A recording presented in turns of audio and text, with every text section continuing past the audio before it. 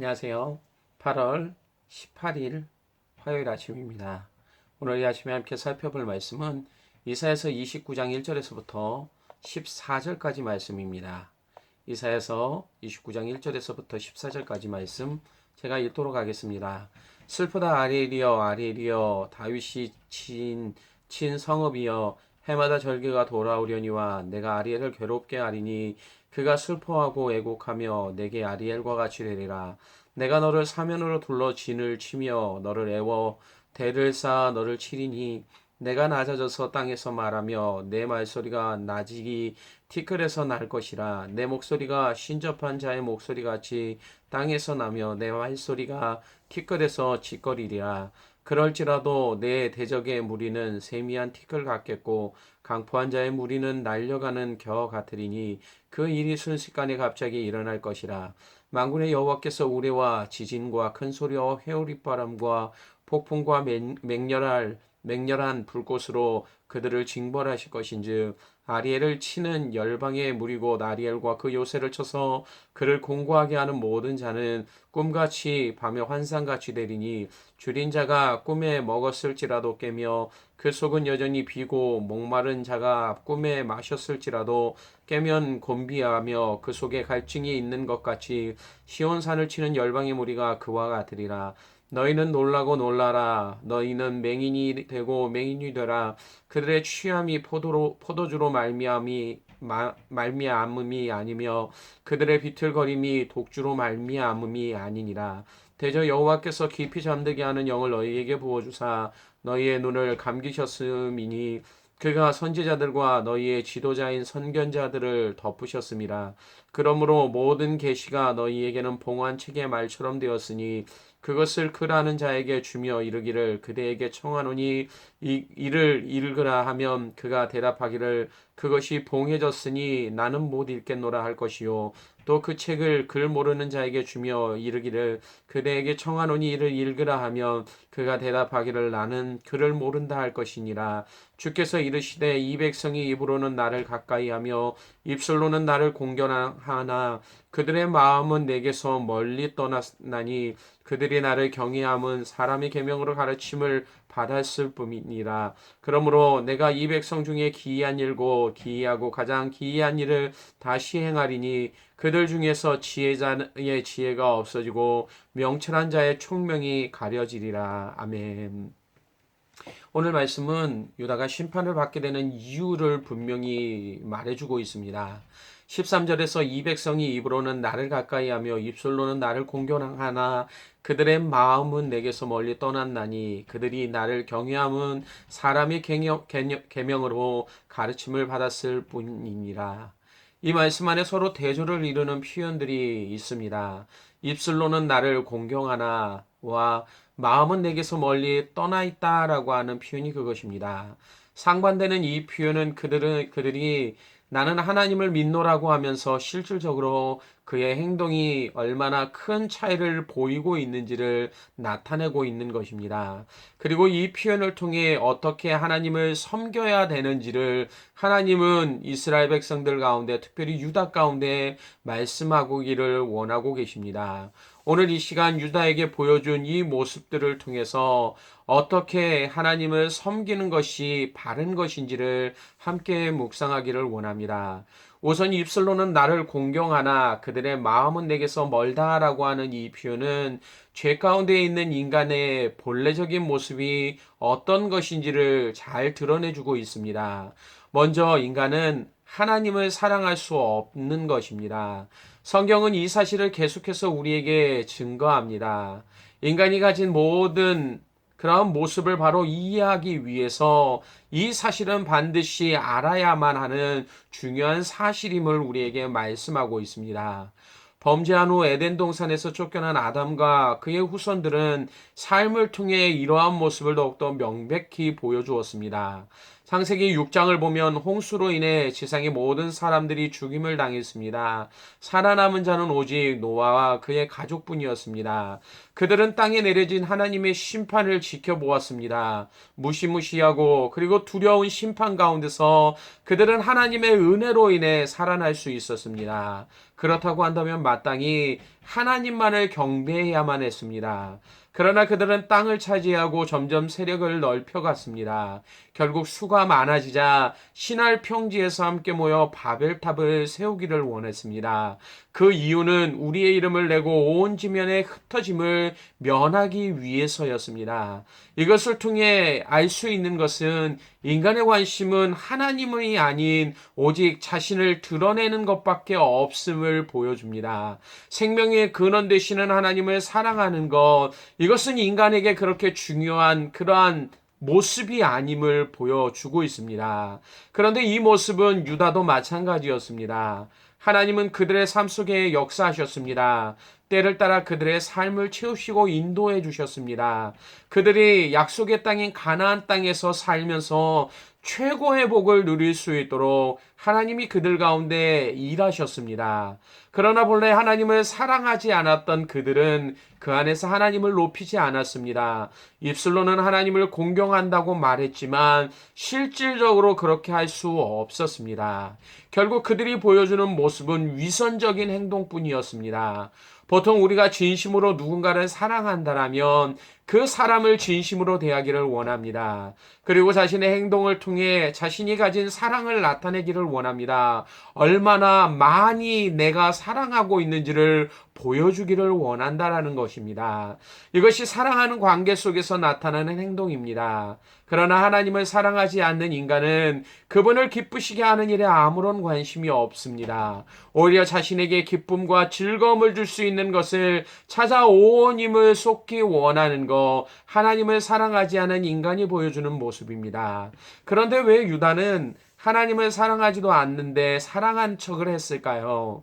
불편한 삶을 살기보다 오히려 하나님을 버리고 자신이 원하는 기쁨을 쫓으면 됐을 텐데 말입니다. 위선적인 행동 가운데 있던 이유는 그들에게 하나님은 사랑의 대상이 아닌 목적을 이루기 위한 수단이었기 때문입니다. 가나안 땅에 정착했던 이스라엘은 삶의 어려움을 만날 때마다 하나님의 이름을 불렀습니다. 그리고 그분의 도우심을 구했습니다. 그러나 자신의 힘으로 무엇인가를 할 수 있다라고 느낄 때에는 더 이상 하나님의 이름을 부르지도 그분을 의지하지도 않았습니다. 이것은 지금까지 그들에게 하나님은 단순히 복을 주는 대상일 뿐이었음을 나타내고 있는 것입니다. 그렇기 때문에 하나님을 예배하는 모습도 위선적일 수밖에 없었던 것입니다. 단순히 신의 마음을 상하게 해서 그 상하게 함이 우리에게 어려움의 대상이 될 수 있다라는 이러한 생각들로 인해서 그들은 아무런 인격적인 관계가 하나님과 맺혀지지 않았음에도 불구하고 예배를 통해 나는 하나님을 사랑한다라고 말하고 있었던 것이었습니다. 하나님이 그들을 얼마나 많이 사랑하셨는데도 그분을 향한 그들의 마음은 무감각했다라는 것을 보여주고 있는 것입니다. 하나님을 향한 그들의 모습은 형식적인 것이었습니다. 그러면서 하나님을 향해 지상의 복을 요구했습니다. 마치 요술램프 안에 갇혀있는 지니에게 말하는 것처럼 자신들이 필요할 때 꺼내는 나와서 자신의 소원을 들어주는 대상으로만 여기고 있었던 것이 그들이 보여주고 있는 모습이었습니다. 그러나 하나님은 그들의 위선적인 모습을 그대로 내버려 두지 않으셨습니다. 하나님은 그들의 행위를 모두 다 알고 계셨습니다. 이사야서 1장 4절 말씀에 그들이 여호와를 버리며 이스라엘의 거룩하신 이를 만홀히 여겨 멀리하고 물러갔다라는 이 사실을 하나님은 알고 계셨습니다. 그런 유다를 하나님은 지금 심판하시는 겁니다. 오늘 본문에서도 내가 그들을 심판하신다라고 하는 이 사실을 그들 가운데 명확하게 보여주기를 원하셨습니다. 2절에 내가 아리엘을 괴롭게 하리니 그가 슬퍼하고 애곡하며 3절에도 내가 너를 사면으로 둘러 진을 치며 너를 애워 대를 쌓아 너를 치리니 아니라고 하나님은 말씀하십니다. 눈으로 보기에 자신을 위협하는 대상들은 다른 나라들이었습니다. 하지만 하나님이 이 일을 하시겠다라고 친히 유다를 벌하시겠다라고 말씀하고 계십니다. 지금까지 그들이 만홀히 여겼던 그리고 위선적으로 경배했던 하나님이 직접 그들을 심판하시겠다라고 오늘 말씀을 통해 그들 가운데 나타내고 있는 것입니다. 이 사실은 유다를 대적하는 나라를 하나님이 치심으로써 더욱더 분명하고 명백한 것임을 나타내주고 있습니다. 5절에 내 대적의 무리는 세미한 티끌 같겠고 강포한 자의 무리는 날려가는 겨 같으리니 그 일이 순식간에 갑자기 일어날 것이라. 이사야 37장을 보면 실제로 유다를 공격하기 위해 준비하고 있던 아수르가 전쟁을 해보지 못한 채 하루에 18만 5천 명의 군사를 잃고 본국으로 돌아가는 장면을 기록합니다. 하나님이 그렇게 하셨기 때문입니다. 하나님의 사자를 통해 이러한 일을 행하셨습니다. 유다에게 심판을 내리시는 분이 하나님이시라는 것을 보여주시기 위해 이와 같은 일들을 나타내신 것입니다. 그리고 이 심판을 통해 유다는 자신들의 행위를 살피고 하나님께 돌아올 것을 요청하고 있는 것입니다. 유다의 위선적인 이러한 행동들은 하나님을 사랑하지 않는 인간의 삶 속에 계속해서 나타나고 있는 모습이기도 합니다. 여전히 과거에도 하나님은 복을 받기 위한 대상으로 가르쳐졌고 사람들도 그렇게 이해했습니다. 현재 이러한 모습은 여전히 우리 안에 남아 있습니다. 그리고 또 다른 모습은 하나님을 이용하려는 여러 가지 행동으로 나타나는 그러한 모습들도 우리 안에 발견되어집니다. 바로 하나님이 인간의 삶에 평안과 위로를 주는 대상으로 여기고 그 하나님을 바라보려고 하는 모습입니다. 현대 사회는 삶의 질에 대한 이야기를 많이 합니다. 또한 삶의 질을 떨어뜨리는 요소들을 얘기하면서 그 가운데 스트레스라고 하는 것에 대해서 말합니다. 이것 때문에 많은 사람들의 삶의 질이 떨어지고 있다라고 말합니다. 따라서 삶의 질을 높이기 위해서는 삶에서 경험하는 스트레스를 제거하는 방법들을 찾아야 된다라고 그들은 주장합니다. 그래서 현대 심리학자들은 하나님을 스트레스를 제거하는 요소로 사용하기를 원합니다. 다른 종교들처럼 하나님을 믿음의 대상이 아닌 자신의 마음의 위로와 쉼을 얻도록 하는 대상 가운데 하나로 여기도록 그들은 가르치기를 원합니다. 그래서 지친 그들의 마음을 신앙이라고 하는 것을 통해 치료하려고 하는 것, 그것이 그들이 보여주는 모습입니다. 종교생활 가운데 심취하다 보면 자연스럽게 그들이 집중하고 있는 고민을 잊어버릴 수 있다라고 말하는 것, 이것이 요즘 시대의 사람들이 말하고 있는 모습입니다. 또한 문명의 발달은 사람들로 하여금 더 이상 하나님의 존재 자체를 무시하며 살아가도록 만들어버리고 있습니다. 하나님이 없이도 스스로 자신의 삶의 유익을 창출할 수 있다라는 생각을 하도록 만들어버립니다. 그래서 종교를 의지하는 사람들은 그러한 혜택을 누리지 못하는 사람들이기에 그들의 삶 속에 더 커다란 유익을 얻기 위해 종교를 찾고 있다라고 그들은 말하기를 두려워하지 않습니다. 그렇다면 이 시간 우리 자신에게 질문해 보아야만 합니다. 내가 하나님을 믿는 이유가 과연 무엇 때문인지를 말입니다. 단순히 우리가 삶에서 누리기를 원하는 복을 받기 위해서입니까? 아니면 지금 우리의 상한 심령을 치료하기 위해서 하나님께로 나아가기를 원하고 있습니까? 과연 우리에게 하나님은 어떠한 분이십니까? 믿음의 주여 또 온전케 하신 분이라고 하는 강한 확신과 분명한 고백이 우리 가운데 없다라면 여전히 하나님은 우리의 믿음의 대상이 되어질 수 없습니다. 그분만이 죄악 가운데 죽을 수밖에 없는 나를 구원하시는 유일한 분이심을 고백할 수 없다라면 그분을 사랑할 수도 내 삶의 기쁨이 대상이 될 수도 없음을 오늘 우리에게 말씀하고 있습니다. 이것이 바로 인간이 갖고 있는 본래의 모습입니다. 로마서 3장 4절에 사람은 다 거짓되되 오직 하나님은 참되시다라는 말씀처럼 하나님이 없는 우리의 삶은 모두 다 거짓되어질 수밖에 없고 위선적인 삶을 살아갈 수밖에 없음을 오늘 우리 가운데 보여주고 있는 것입니다. 그렇다면 지금 우리에게 요구하시는 삶은 무엇일까요? 하나님은 신명기 6장 4절과 5절에 이르되 이스라엘아 들으라 우리 하나님 여호와는 오직 유일하신 여호와시니 너는 마음을 다하고 뜻을 다하고 힘을 다하여 내 하나님 여호와를 사랑하라 라고 말씀하십니다. 이처럼 하나님을 바라보는 여러분의 시선이 이 말씀과 일치하고 있습니까? 그분이 유일하신 하나님이심을 믿고 인정하고 있습니까? 그래서 마음과 뜻과 힘을 다해 하나님 한 분만을 사랑하기를 원하는 것, 이것이 오늘 우리가 하나님 앞에 보여주기를 원하는 그러한 삶의 모습이십니까?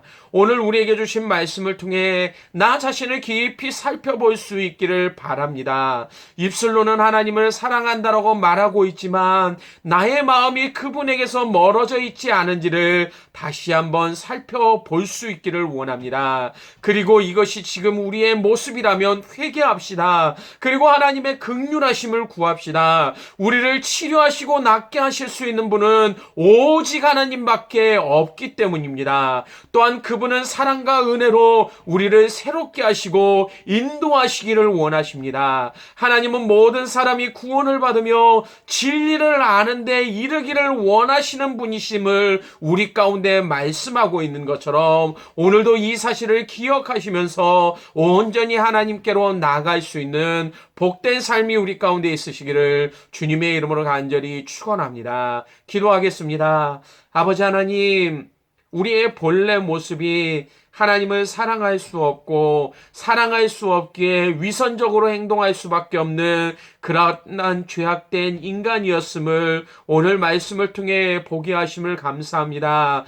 여전히 우리의 삶의 모습에 이러한 모습이 남아있지 않은지를 다시 한번 되돌아보기를 원합니다. 오늘도 하나님을 예배한다고 말하고 하나님을 경배한다라고 말하지만 여전히 우리의 마음이 하나님을 사랑하지 않기에 여전히 이 땅에 복을 누리기 위해 하나님을 붙잡고 있는 것, 이것이 우리가 가지고 있는 삶의 모습이 아니지를 다시 한번 살필 수 있는 은혜를 허락하여 주옵소서. 하나님은 유일하신 분이심을 고백하게 하여 주옵소서.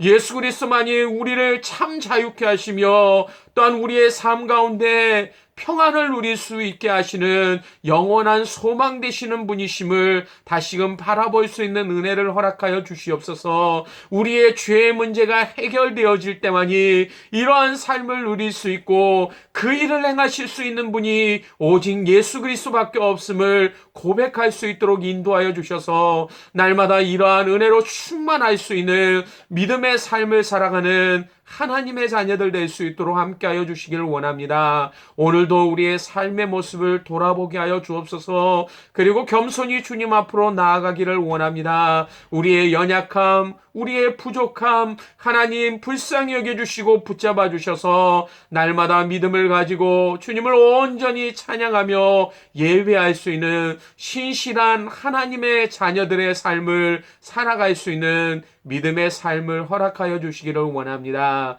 감사를 드리며 예수님 이름으로 기도드리옵나이다. 아멘.